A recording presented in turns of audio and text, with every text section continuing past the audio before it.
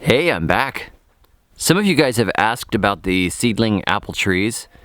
These are them right now. We planted about 13, but quite a few of them died because of damping off and fungal issues. And I think the problem is that some of this potting soil that we used was that type that has a little bit of gel in it, which is supposed to keep things from drying out. That's not the type I like to use, but we're kind of limited in what we could get at that point. So I think that's what killed them. They just stayed a little too damp to keep them happy. But these 4 remaining are looking good. And the thing I've noticed with little fruit trees in particular and apples is that the little seedling trees, when they're still young and they still have a soft stem, are much more susceptible to rot and having issues than they are when they get a little bigger like this. These are much more likely to live than when they're all green, and I think they're more susceptible at that point. But right now, I've got a pot here, and I'm going to put in some more avocado pits. Look at all these. Very nice, huh? Remember, we will put them flat side down. That one's a little moldy.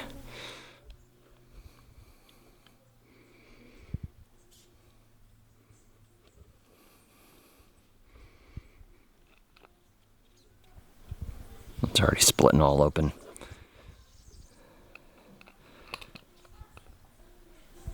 Yeah. That side goes down, round side goes up. That one's too far gone.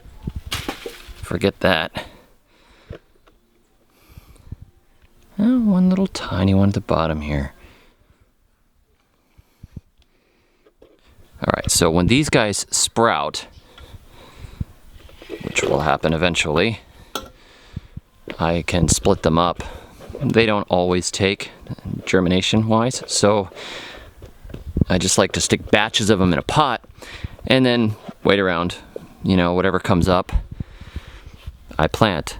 And speaking of things coming up, the best place to see things germinating is really in the compost pile. So I have to go and take all the little fruit trees out of the compost pile now. Let's go do it. I have a pot and some plastic grow bags and some potting soil here. And then this is the compost pile, which you guys have seen before. We throw all of the compost scraps into this. So there's all kinds of fruit tree pits and seeds, and some of these I want to pot up. A lot of them I'm just gonna leave. Like, I do not need another papaya tree.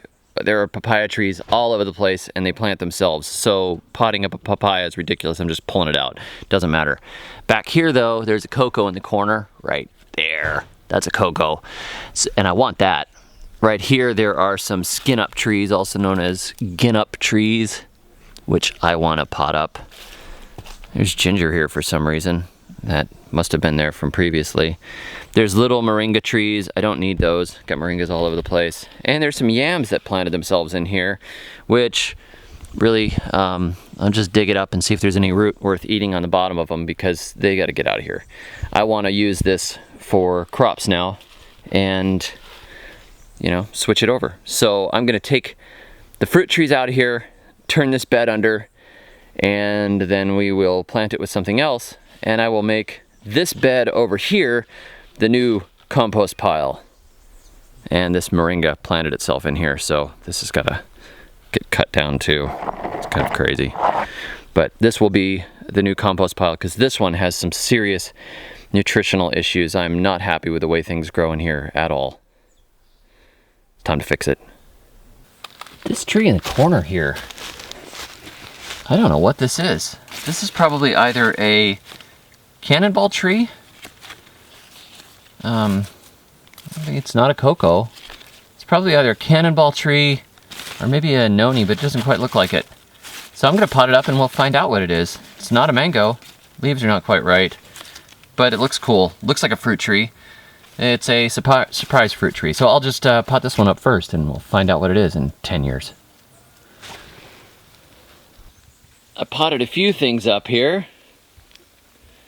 I don't think you guys know how hard this is for me to do, but I'm pulling out fistfuls of little fruit trees, little sprouts. I mean, look at all these. And see this? Look at this. All skinup trees and mangoes. I mean, my goodness, there's little trees everywhere, and here I am throwing them into this bed to rot and die. There's just not enough pots in the world. But I'm getting pretty close here. I still haven't potted up the cocoa in the back, but I'm gonna do that next. That's a little more cleared out. I got the cocoa out. And I'm gonna have to just save the turning this back into a garden bed for a future video, but I wanna show you the trees that I potted up. Here we go. We have skinup trees and cocoa trees and some mangoes here. And maybe it's a cannonball tree, we don't know. Got a couple of those.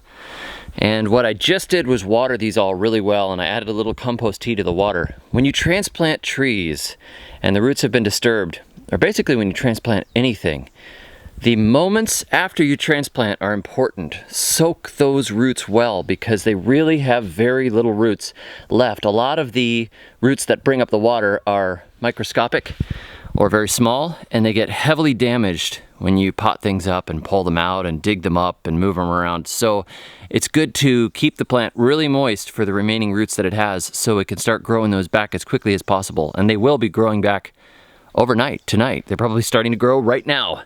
So, you just give them the best care that you can.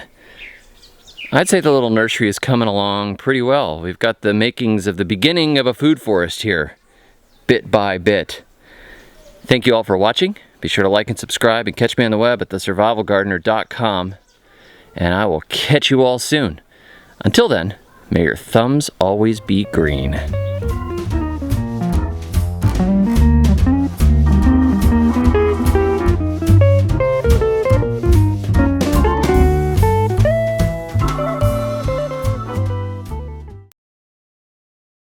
That one's too far gone. Forget that.